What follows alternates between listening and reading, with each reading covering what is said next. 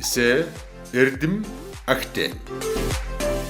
Эсэ гэдэг бол би өөрөө юм аа. Эсэ бол зөвхөн нээлт гэсэн үг. Амьдралын нээлт.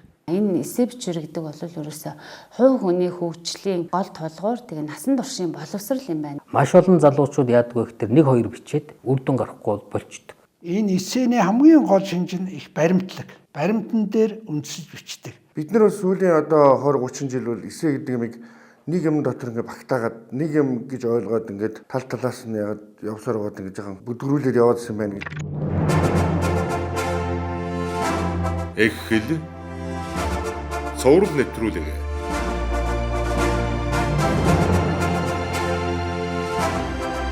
Сэдэв эсэ. Одоогоос 500 жилийн өмнө Францын гүн ухаанч Мишель де Монтен гэж хүн энэ эсэ гэдэг бичвэрийг утга зохиолын салбарт, бичвэрийн салбарт оруулж ирсэн. Энэ бол одоо оюун сэтгэлгээний хувьд, бичиг төөрөмхийн хувьд асар том цэцэрлэг гаргасан.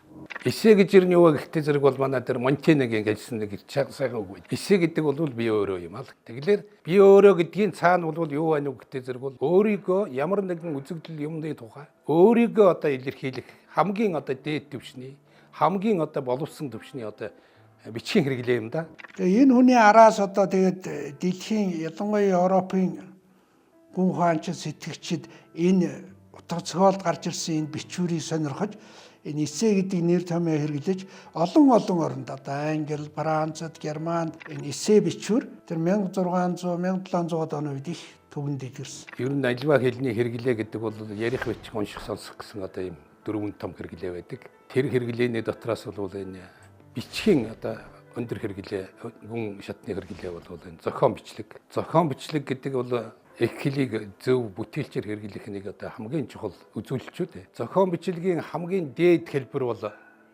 одоо эсэ. Манай Монгол улсад энэ эсэ бичвэрийг анх түрүүн оруулж ирсэн хүн бол агуу их соёнгийн эрүүлэгч Лодонгийн Төдөгөө юм аа. Төдөгөө 1984 онд Америкийн нэгдсэн улсын Нью-Йорк хотод Инх тайвны хуралд оролцсон байдیں۔ Тэр үед одоо манайх социалист орн байлаа. Тийм учраас Америк орн гэдэг биднээс хол зөвхөн Төдөгөө очсон. Тэгээд тэр 100 давхар байшин Төдөгөө их сонирхож хөрөнгөтөн орн гэд бидний муу хилээд байдаг энэ Америк чинь дэндүү өгдсөн 104 давхар байшинтай тэр том өндөр барилганд бид нь хурал хийлээ гэд эхэлдэг. Гарчгаа юу гэж өгсөн гэхээр Нью-Йорк хот бол урт жацтай хот мөн гэж. Урт гартаа. Тэгээ өөрийнхөө эрхэлжээс үнэн санд нийтлэлээ бичгтээ Төдөгөө эсэ гэж бичсэн. И үсгээр.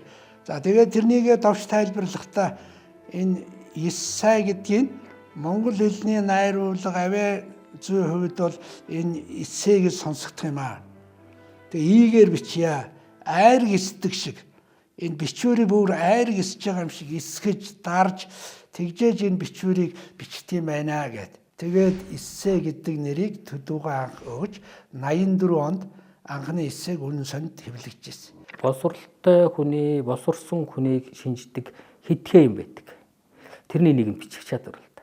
Тэгээ одоо эн чинь хөгжингүй орнуудад бол эсэ бичүүлж ажил тавдаг шүү дээ. Тэгэхээр тэр юу яаж ийм нөхдөр тэр эсэгээр хүнийг юу харагддаг вэ гэхээр оюуны чадварыг харуулж байгаа. Өөрөө өөртөө харьцдаг чадварыг харуулж байгаа. Мэдлэгийг харуулж байгаа. Мэдлэгийн зарвар. Өнөөдөр бол эсэ гэдэг юм амин зүрхийн мэдхгүй эсэ бичих тэр чадвар, ур, хийц тэр маяг загварыг мэдхгүйгээр бол ерөөсөө цаашаа сургууль, соёлоор явах, өөрийгөө нээх, өөрийгөө таниулах, өсөх, дэвж ямар ч болцоогүй юм байна. Багш өмнөхөө одоо нүдээр шарнараа харахад бол эсэ сайн бичиж сурсан хүүхэд бол өөртөө ихтэй болдог юм шиг санагддаг. Яг гэвэл тэрний цаана ч нэг унших чадвар давхар явж байгаа учраас сайн уншсан хүн бол одоо өөртөө ихтэй байдаг. За тэгээ эсэ бичиж явах явцдаа бол хүүхдүүд одоо өөрийгөө бүтээж, өөрийнхөө дахин давтагдчихгүй гол одоо чанараа олж, түүнээсээ одоо дуртай зүйлээ олж, тэгээ мэрэгжлээ зөв сонгож, бүр юм амьдралын чанартай нь холбоотой одоо ийм бичвэр юм байна. Эсээг бол ерөөсөө зүгээр одоо шалгалтанд бэлдэх одоо багшаас дүн авах ямар нэг уралдаан тэмцээнд орох юм нэг бичвэр төдий зүйл гэж ерөөсөө ойлгож болохгүй маа. Хоол оролдож байгаа залуучууд яавал одоо зохиол сайн бичвэ гэд асуудаг л да. Би нэг 3 юм хэлдэг. За нэгдүгürt нь унших хэрэгтэй. Тухайн нэг сэдвэр бичих гэж байгаа бол хэрвээ нийтлэл бичих гэж эссе бичих гэж байгаа бол эсвэл зохиол бичих гэж байгаа бол тэнтэй холбоотой ерөөсөө сайн муу бүгдийг цуглуулж унших хэрэгтэй. Тэр тухайн мэдлэг мэдээлэл байхгүй бол тэндээс олигтой юм ерөөсөө гарахгүй. Нэгдүгürt өөрөөр хэлбэл ерөөсөө унших, судалгаа хийх хэрэгтэй. Тодорхой нэг сэдвэр эссе ч юм уу нийтлэл ч юм уу зохиол бичих гэж байгаа бол тэр сэдвтэй холбоотой юм уншихаас гадна ерөөсөө асар өргөн дэлгэр мэдээлэлтэй байхгүйгээр тэр бичиж байгаа бас сайн үр дүнд хүрэхгүй. За хоёрдугаарт ажиглах хэрэгтэй. Байнгын ажиглалт явуулах хэрэгтэй. Амьдралыг, хүнийг, үйлдэлийг, өөрийгөө, нийгмээ. За тэгээд уншсан гэдэг бол зөвхөн энэ чинь мэдлэг төдий биш шүү дээ. Уншина гэдгийн цаана философи, сэтгэлгээ, соёлын олон талын мэдээлэл юм өөртөө шингээж авч яах гэсэн ёс зүй. Түүнээ өөрийнхөө практик амьдрал дээр ажигласныгаа харьцуулан, харгуулan байнгын дүгнэж шинжиж явах хэрэгтэй. Тэр дундаас бичих мэт гарч ирдэг. За 3 дугаарт нь тасралтгүй бичих хэрэгтэй. Тасралтгүй бичих хэрэгтэй. Болж игэл өдөр болгон бичих хэрэгтэй. Тэгэхээр эссенд бичихгүй сэдв гэж байхгүй. Тухайн тэр сэдв гэдэг бол эссений хамгийн чухал тал нь. Хамгийн чухал сэдвийг сонгож эссе бичих хэрэгтэй. Сэдв чухал байгаад өөрөө хамгийн сайн мэддэг сэдвэрээ бичвэл хүн өөрийнхөө сайн мэдх юмыг хамгийн сайн бичдэг. Тэгээ юунээс тухай бичиж болно гэсэн. ертөнц хичнээн баян билээ. Хүндрэлтний түүх, нийгмийн түүх хичнээн баян билээ. Эхлээд бодлоо төвлөрүүлнэ. Тэр сэдвтэй холбогдвол энэ сэдвээр би энэний тухай л бичье. За иймний тухай бичих юм байна гэдэг ингээ бодно. За тэгээд дараа нь яг юунаас эхлэх вэ? За ингэж эхлэе. Тэгээ энэ эхлэл төгсгөлдөө ингэж хоорондоо холбогдож уялдах хэрэгтэй юм шиг байна. Тэрнийгээ урьдчилж бодно гэсэн. За тэгээ бичиж эхэлнэ. Бичиглэхдээ яг төлөвлөгөө зохиодог л доо. Эссений бүтцийг ингээд ажиглагдаг гэхээр эхлэл, гол хэсэг, төгсгөл гэж нэг юм 3 хэсэг байдгийг. Тэрний эхлэл хэсэг нь бол та энэ асуудлын талаар жишээлбэл би мэрэгжилдээ дуртай гэдэг юм сэдвээр бичээгвэл та энийгээр яг юу хэлэх гэж байгаа юм гэдгээ эхлэл хэсэгт нь бичих ёстой. За дараад нь бол тэр өөрийнхөө хэлэх гэж байгаа тэр санааг дээр тодорхойлчихсан, эхлэл хэсэгтээ тодорхойлчихсан бол тэрнийг баталсан баримтууд гэх ёстой. Баримтгүй эссе бол амьд эссе биш. За тэгэхээр гол хэсэг нь бол эссе чинь бол удирдгал хэсэг, гол хэсэг, төгсгөл гэсэн 3 хэсэгтэй шүү дээ. Ер нь энгийн эссе бол өндөр түвшний эссе бол энийг заавал ийм бүтцэд бол баригдах бол алба байхгүй. Ер нь тэгээд жижиг юмас л эхлэх хэрэгтэй байгаа юм л да. Бичиж сурахын тулд бол эхлээд бол хамгийн ойр байгаа юмудаа бичих, хамгийн ойр байгаа ийг ч юм ах юм уу, амтан, миний хайртай амтан муур, за өөр юу вэ? Ишээ хурагч байдаг юм. Айл нэгэн тийм нэг одоо сайн мэддэг юм. Тэгээ эсэний баатар бол би гэсэн үг. Би өөрийн гэдэг маань юу гэсэн үг гэдэг нэгдүгээр биенээс бичдэг. Маш хүчтэй эхлэх. Ерөөс эхнээсээ эхлэл сэтгэл төрүүлэх хэрэгтэй юм байна. Мөр болгоно, үг болгоно заавал эргэцүүл санаа юу шүү. Энэ бол жирийн нэг бидний болох тойлох яриа, ойлгох төр ойлгох биш. Энэ дандаа сэтгсэн. Тэгэд төгсөлт гэдэг бол маш том симфоноор бол одоо маш том. Одоо зүрх рүү одоо бүр чиглэж хэлэх хэрэгтэй. Тэгж үйл одоо ерөөсөө юм шүү дээ. Сэдв эссе. Энэ эссений хамгийн гол шинж нь их баримтлаг. Баримтан дээр үндэслэж бичдэг. Тэгээ баримт гэдэг юу гэдгийг хэлж байгаа юм бахаар тухайн сэдвээс хамаарат тэр сэдвтэй холбоотой үнийн имийг л бичнэ. Үнний тухай өөрөө юу гэж эргэцүүлж байгааг бас бичнэ. Тэр тухай мэдлэг мэдээлэл байхгүй бол тэндээс олигтой ерөөсөө гарахгүй. Аягны тухай бичлэхэд тэр аяг ер нь зүгээр нэг харагдах үзэгдэх нүдэнд харагддаг цай удаг аяг биш. Тэр аяг үүссэн, бүтсэн түүх, тэр аягтай холбоотой янз бүрийн сонин гачин, дурсамж, алдаа оноо, өшөө юу гэдэг тэр аягны хээ гоо хаанаас ямар үүсэлтийн хэлбэр төрх нь хаана үед хаанхын ямар одоо загвартай юм. Гэх мэтлэнгээр тэр аягны эзэн хаана одоо хэн байсан, бэлэг дурсгалын юм уу? Зүгээр энгийн аяг юм уу? Энэ аягыг хараад ямар одоо сэтгэл төрдөг гэх мэтлэнгээр. Тэрнтэй холбоотой бүх мэдээллийг хамж шимжүүлэх болцоох гэрээ цуглуулах хэрэгтэй. Тэгжээж илүү сайн бичих болцоо. Баримт бол 3-аас 4 одоо ер нь аль болохоор олон баримт байх хэрэгтэй. За баримтыг бол олон янзаар хийж болно. Бодит баримтаар, одоо өөрийн ажиглалтын баримтаар, за сонин хэвлэл одоо бичвэр уншсан зүйлийн баримтаас, за зарим одоо тохиолдолд бол бүр одоо өргөн хүрээний баримтуудыг авч болдог. Тийм тэгэхээр баримт гэдэг бол эсэний амин сүнс буюу гол хэсэг. Баримтууд дээр тулгуурлаад тэр эхэндээ хэлсэн гол санааг илэрхийлсэн хэсгээ баталсан одоо төгсгөл хийх хэрэгтэй. Эхлэл, гол хэсэг, төгсгөлтэй ийм 3 одоо бүтцтэй бүтцийн 3 элементтэй ийм эсэ бол бүрэн эсэ. Би жишээлбэл ихийгээ иддэг Аалз гэж нэг эсэ бичсэн юм аа. Тэгээ энэ эсэ бичихэнд бол би Зүлбод улсаас тэр үед хэвлэгдсэн энциклопедиуд байна да. Биологийн амьтан судлалын энциклопединд энэ Аалз гэдэг амьтны тухай уншаад үнэхээр сэтгэл эмдэрч бичээс арга болсон. Яагаад би ихийгээ иддэг Аалз гэж гарч өгсөн юм бэхээр Аалзыг бол нүгэлтэй амьтан гэж хэлнэ. Ихийгээ барай идчих тийм байна. Аалз гэдэг амьтан 8 хөхтэй юм гин. Тэгээ маш олон авгалдаа гаргад. Тэгээ нөгөө авгалдаа нь төрсөн дороо ихийнхээ 8 хөх байдаг юм. Тэр Аалзны хөх нь нуруунд дээр байдаг их Аалз. Тэгээ нөгөө олон авгалдаа хүүхдүүд нь нөгөө ээжийг сороод тэгээ хальс болоод тэгээ их нь үхдэг өөрөөсөө амьд үлддэг. Тэгээ энэний цаана одоо тэр их хүний амьтны тэр агуу их нэгүүлсэнгүй юм бас харагдаж байна. Тэгтэл нэг талаар ихийгээ муу сороод хамаг шимсүүлтийн хөхөөд тэгээ их нь үгээд нөгөө Аалзнууд нь амьдэрдэг. Тэр тухай миний сэтгэлийн үнэн их эмзэглүүлсэн. Тэр бол шинжлэх ухааны мэдлэг. Тэгээд нөгөө Аалзыг шааш нь тэн дээр бичсэн чинь Аалзны шүлсэн тормор тэр Аалзны шүлс шиг нарийн тийм тасардгүй утас гэж байдаг юм байна. Сансрын нисгчдийн утас сунар хийх одоо ангаа ухаанд маш нарийн мэс цуслын утас энэ төр Аалзны шүлсийг дуурайж хийсэн юм байна. Тэгээ Аалз гэдэг маш ашигтай амьт юм байна. Аалз гэдэг мөн агуу их ховдог амьт юм байна. Төдөөгөө бас нэг Аалз гэдэг эссе гарсан байсан.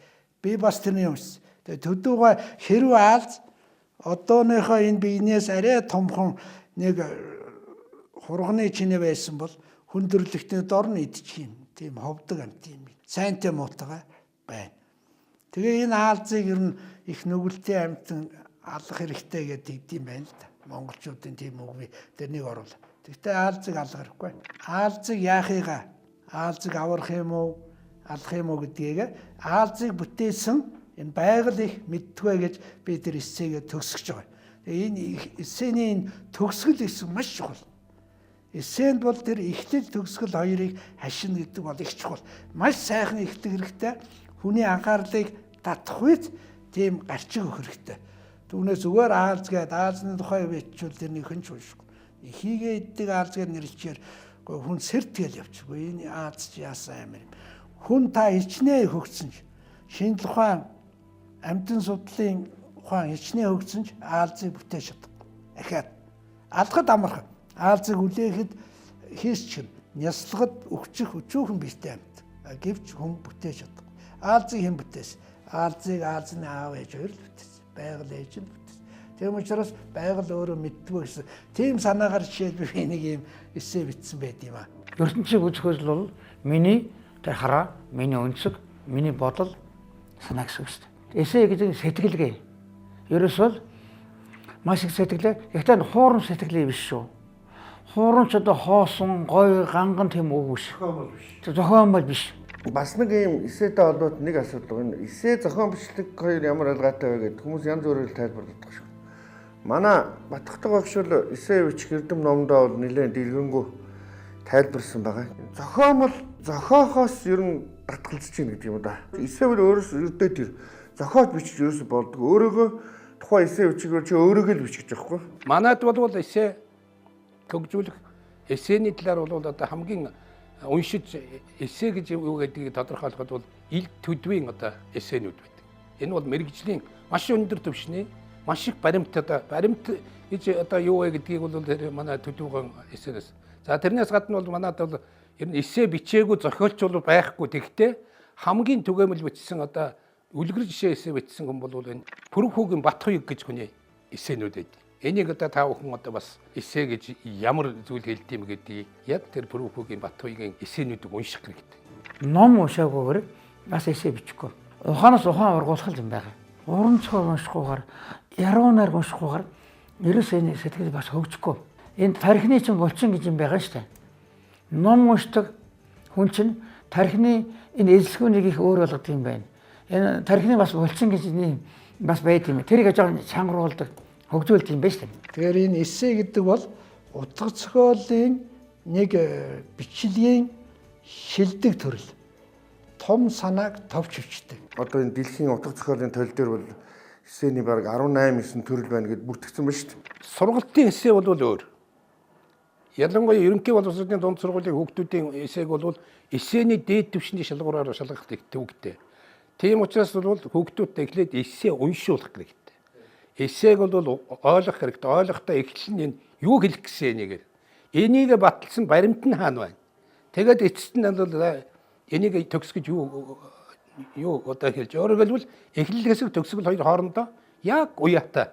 Ийм л байж эссе бол бүрэн болдог л гэж би ингэж боддог. Тэгээ одоо манай дунд сургуулийн ном сурах хүчгээр бол тайлбарлах хэсэ, одоо ятгах хэсэ гэдэг юм уу, нотлох хэсэ гэдэг ингээд дунд сургуулийн ахлагангууд бол үзэн явж байгаа. Тэгэхээр бид нар энийг бас бодмоор юм билээ. Одоо яг эрх зүйлэмж, тоочмж, хүрнэмж гэх бид нар энэ бичлэгийн энэ хэв маягуудыг тусад нь одоо эссе гэж үзэх үгүй. Ингээд үзээ яг ингэж төрөл зүйлээр ангилдаг л да. Энэ аль нэг нь одоо дангаараа ингэж одоо байдаг тийм тохиолдлууд их ховор. Энийг бол Батхуйг өнөр оюун багш нарын судалгаан дээр нэлээд нарийн гаргацсан байна. Сэдв эссе. Монгол хэлний багш нар бол ерөөсөн сэтгэл зүйн дасгал сайн хийх, лог сэтгэлээ хөгжүүлэх, шиний нүдэнд харж байгаа энэ үзэг энэ өөр талаас нь харах тийм ээ. Энэ зэвсэг байсан юм чи баг. Чи баг атом зүсгээс илүү хүчтэй шүү дээ. Үг өгч, үгийг яаж хэлдэг вэ энэ? Гэх юм тийм. Ингээд тойруулаад, асаагаад, маргуулаад, сэтгүүлээд ингээд байх юм байна. Бид нар бол яг нэг одоо 20-30 жил Монгол улсад амьдран үз. Сайн бол 40 жил амьдран үз. Тэр хүүхдүүдийн бүхэл бүтэн ирээдүйд Монгол улсад байгаа шүү дээ. Самбарын өмнө байгаа багш өөдөөс нараа сууж байгаа 30-40 хүүхдүүд байна шүү дээ. Тэр хүүхдүүдэд юу өгөх вэ гэдэг нь маш чухал. Сургалтыг аль болох сонирхолтой нөгөө мэдлэгийг шинжлэх ухааны хатуу нэр томьёогоор биш, хатуу өгүүлбэрээр биш, хамгийн уншихад сонирхолтой, уншууртай болгож бичдэг төрлийн эссе. Тэдний хэрэглээний одоо энэ эссе бичүүлэх, зохион бичүүлэх одоо тэрнийг заах гэж байгаа хүмүүс бол мэдээжийн хэрэг багш болгон бол эссе бичдэг чадвартай байх хэрэгтэй. Ялангуяа одоо уран зохиол, монгол хэл уран зохиолын багш нар. За дээр нь бол альч мэргэжлийн багш бол эссе бичдэг тийм чадвар суралцахгүйгээр хүний одоо унших чадвар юм уу, хүний өөрөө сэтгэн бодох чадвар, бүтэц сэтгэхүйг хөгжүүлэх боломж ирнэ баг байдаг шүү дээ. Тийм учраас бүх мэргэжлийн багш бол эссе бичээ сурчих хэрэгтэй. Ер нь бол багш нар сайн одоо дэмжээ чиглүүлээд өгөх юм бол бичиж чадахгүй хөлт гэж байдаггүй гэж би ам бартмал хэлчмээр санагдаад байна шүү. Эссений чинь дэрэг зогсож байгаа агуу том хүн болов багш байгаа. Тэр хүн жолоод нь. Ийм учраас дунд сургуулийн монгол хэлний багш нарын одоо үзэл санаа, сэтгэлийг 100% эргүүлмээр байна. Сонирхолтой юмны цэгийг нь олох хэрэгтэй байна. Цэгийг нь олж хадгах. Тэгэд ерөн сэтгэл хөдлөл шүү дээ. Бас утга зохиолын хэлбэр. Тэгэд энгийнээр хүний сэтгэл зүрхэн төргөх тархинд нь нэг тусгадах юм. Тэгвэл би эссе бичүүлэхийн тулд хэрхэн яаж туслах юм бэ гэд. За тэгээд тухайн одоо сонгож авсан сэдвэрээ бол бүгдээрээ хамтдаа баримт материал цуглуулъя гэд би хүүхдүүдтэй бол яг эссе бичих хугацааных нь 70% нь туслаад байсан. За ингэж одоо цаашаа ингэж яваа сэдвээ ингэж сонгоё, баримтаа ингэж цуглуулъя. За харин багш нь энэ хүртэл туслалаа. Үүнээс цааш та нар одоо өөрсдөө ажиглаарай, бодоорой, илүү ихийг судлаарай, эргцүүлээрэй. За тэрний дараа ингээд бодлоо хандахаар яг одоо бичээрэй гэд. Ингээд чиглүүлээд бичүүлээд байсан л да. Монгол хэлний сургалтын дээр энэ эссе бичвэрийн тухай агуулга байж байгаа.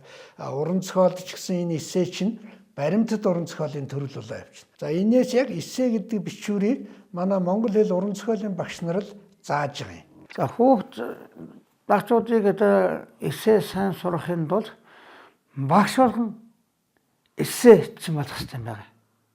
өөрийгөө бас уриалан дууддаг, хонь сон тоглодог. Бас өөрөөсөө биш чадахгүй, өөрөөсөө ойлгохгүй, өөрөө нэг үг нээлт хийгээгүй, тесрэл хийгээгүй бол бүгд эгөө сурах байлаа тийм ээ.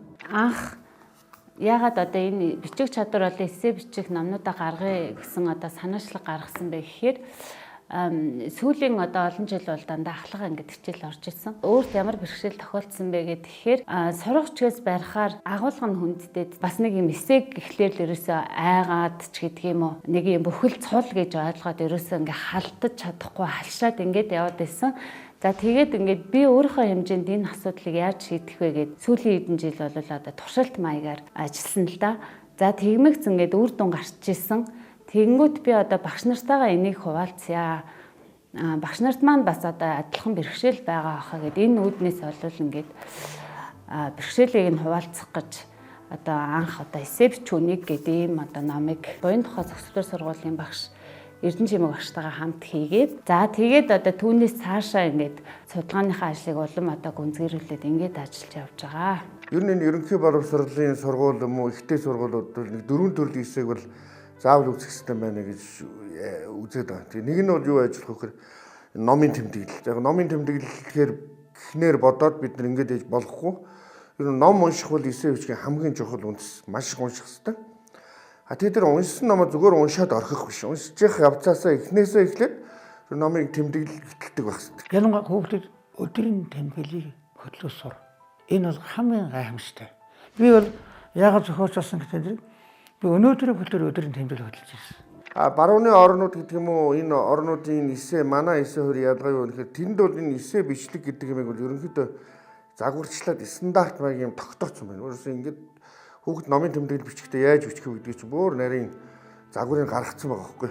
Хоёр дахь чухал юм бол тэр одоо гадаадын ихтэй сургууль мургуулд орохдоо бичдэг тэр өөрийгөө илэрхийлэх тодорхойлох хэсэг гэдэг. Энийг бол бид нар энэ ерөнхий боловсролын дунд сургууль мургуул их сургуулийн ерөнхий суурийн хүрээнд бол энэ хэсгийг бол яаж бичих заамаар байгаа. Яг л одоо хүүхдүүд бол 10 дугаар анги төгсөөд гадаадын өндөр хөгжөлтэй орны ихтэй сургуульд эссе бичихийн тулд дахиад өөр сургалтанд суух юм уу эсвэл өндөр төлбөртэй сургуульд сууж энийг эсээг бичиж сурдаг эсвэл хүүхдийн тэрийг бичихийн тулд 2-3 жил зарцуулдаг ийм байхаар чинь бидний явуулж байгаа сургалт чинь хүүхдийнхээ нөгөө хүсэл мөрөөдөл зорилготой байж байгаа уйлж өгөхгүй ийм тал байгаа. Тэгэхээр энийг бас оруулчихвал ямар вэ гэсэн нэг 2 дахь санаа юм. За 3 дахь санаа бол энэ бидний яриад байгаа энэ асуудал дэвшүүлсэн эсээ гэдэг төдөггөө эднэрч нэрлэж байсан юм билээ.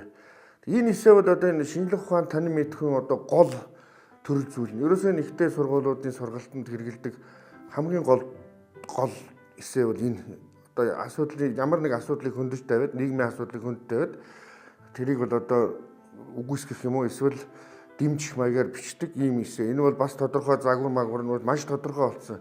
Энийг бол одоо ихтэй сургуулиудын ялангуяа нийгэм хүмүүнлэг түүх ийм хичээлүүд хэрэглэх ийм санаа гаргаад бид нар бас энэ талаар судалгааг явуулж. Дөрөв дэх хэсэг нь бол одоо жинхэнэ бидний яриад байгаа чөлөөт хэсэг гэдэг юм уу, сонгодог хэсэг гэдэг юм уу, нөгөө авиас бэлэгтэй хөөгтүүд зориулсан гэдэг юм. Ерөнхийдөө нөгөө ерөнхий эсэний нөгөө чөлөөт хэлбэрийг бас тусдан тодорхой хэмжээгээр тодорхойлоод хүүхдүүдэд ингээд заах хэрэгтэй байна гэдэг ийм дөрвөн санаа хэлээд байгаа маа. Эссе гэдэг бол хийсвэрлэн сэтгэдэг. Тэгээд монгол хэлний үг утгын найруулгыг дээд зэргээр ашигладаг эссенд.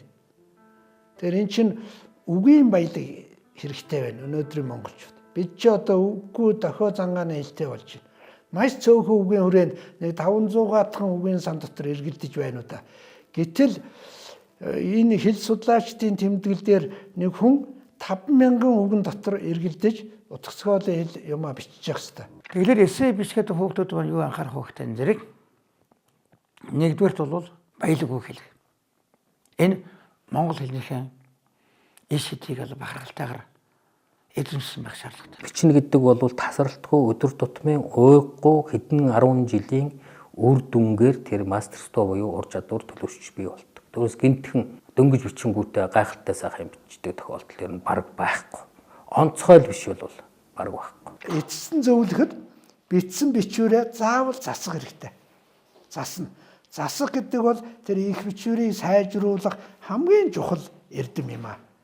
Дарсыг дарах тусам эснэ, бичвэрийг засах тусам сайжирнаа гэж. Хүүхэд яаж юм гэхээр анх бичижсэнээс олон дахин зассны дараа өөрийгөө нэг сайн бичээд ирлээ гэдгийг мэдрэх энэ хамгийн чухал. Олон удаа засан сайжруулахын цаана одоо ямар мөн чанар явдаг вэ гэхээр хүүхдүүд ер нь алдаа гаргах зоригтой байх хэрэгтэй юм байна. Алдаа гаргах зориг нь их хүчтэй байна гэж би бол тэгж харсан. Заавал засах хэрэгтэй. Хичнээн сайн найруулгатай, хичнээн сур цайтай байвч, хичнээн сайн мэддэг юмныхаа тухай бичвч нэг амиар шуудхан ингэ бичнэ гэж байхгүй. Ямар ч найруулга зөвш, ямар ч одоо сайн зохиолч хүн заавал тэр бичвэрээ дахин уншаад найруулгын застыг. Эхлэл цовруул нэвтрүүлэг.